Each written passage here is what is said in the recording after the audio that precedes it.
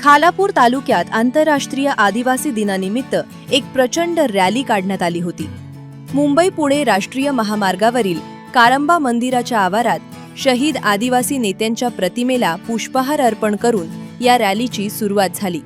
भाजप उत्तर रायगड उपाध्यक्ष सुधीर ठोंबरे, जिल्हा परिषद सदस्या वैशाली खैर, मोतीराम ठोंबरे यांसह अनेक मान्यवर यावेळी उपस्थित होते। ही भव्य रॅली चौक बाजारपेठ मार्गे कलोते येथील शिवस्मारकापाशी पोहोचली। तिथे शिवछत्रपतींना अभिवादन करण्यात आले। विशेष म्हणजे सुप्रसिद्ध बॉलिवूड अभिनेत्री पूजा भट यांनी या रॅलीचे खास स्वागत केले। त्यानंतर खोपोली आणि खालापूर येथे डॉक्टर बाबासाहेब आंबेडकर यांच्या पुतळ्यास अभिवादन करून रॅलीचा समारोप आदिवासी भुवन येथे झाला।